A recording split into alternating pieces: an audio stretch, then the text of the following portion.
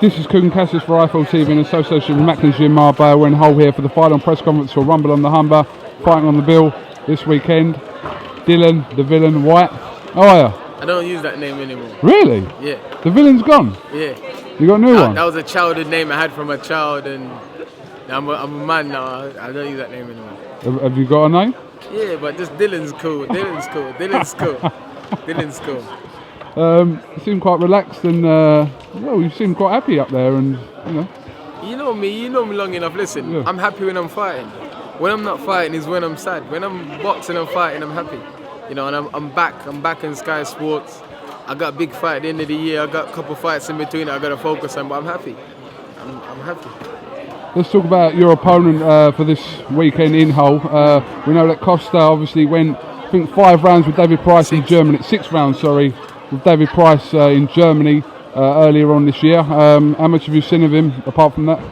I watched a few videos of him. Obviously, he's a big, strong guy. He's got a bit of a punch, but he doesn't like to work. From what I've seen, he doesn't like to throw a lot of punches. He likes to stay in the show and stuff. So it's up to me Saturday to get him to throw punches so I can count him and knock him out, hopefully. You know? Obviously, you mentioned in the press conference that in your 14 fights, none of your fights have gone past 4 rounds. Yeah. So you're not looking for that to happen, but if that's the case, that's the case. Listen, at the end of the days, I always want to be in exciting fights and fun fights because I like giving the fans what they pay for.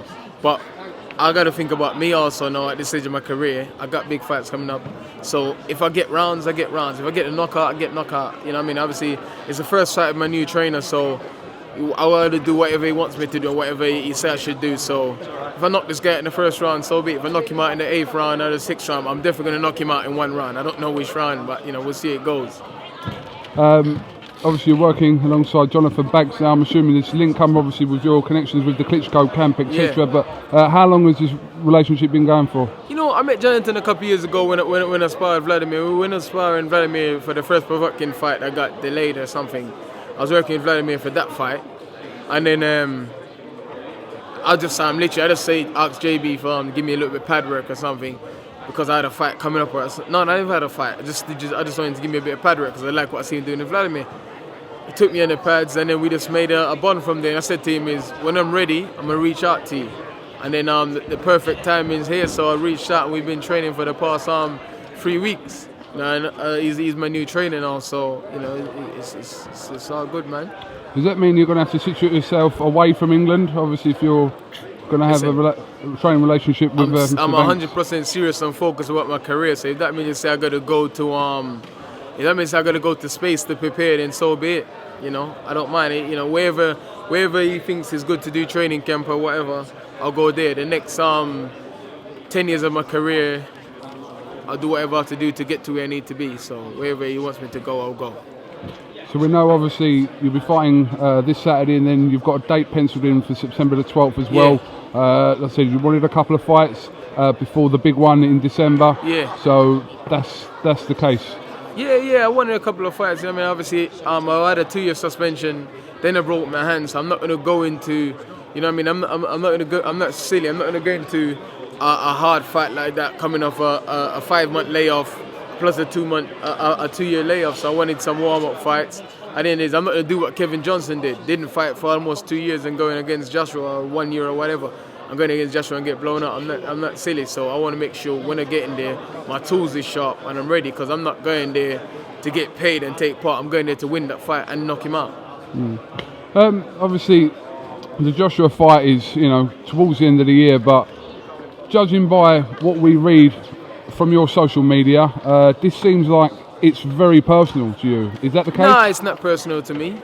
It's not personal to me. It can't be personal to me. I hold a win over him. Whether it was in the amateurs, I was a few years ago. It's not personal to me. I've beaten him. I've knocked him down. Whether people say it's amateurs or whatever, it doesn't matter.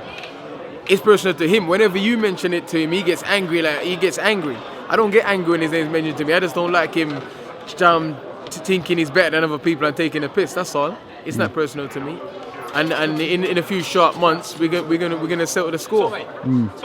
But obviously, the build-up to this fight is.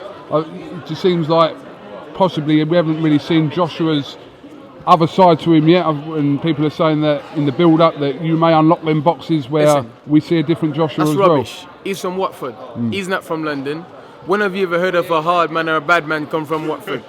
I'm not saying I'm a hard man or a bad man, but no bad man. He went to private school. You know what I mean? People say, oh, Joshua's this, Joshua is that. Joshua, he's not from where I'm from. He can't survive where I'm from. He haven't been to what I've been through. You understand? So you say you're gonna see another side to him and all of that. You know what I mean?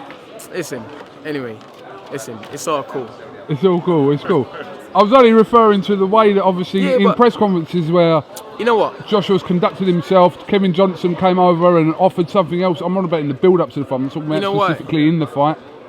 We're just saying that this has got history. You and him have got history. He knew Kevin was all out. I know Kevin. He knew Kevin. He knew Kevin is just in the business. So what he's in the business for? Kevin's an old pro. Kevin, if he was serious, Kevin would have had at least a couple of warm-up fights. Look how long the delay was from the injury to the fight. He never had no warm-up fight. He knew what he went into that fight for.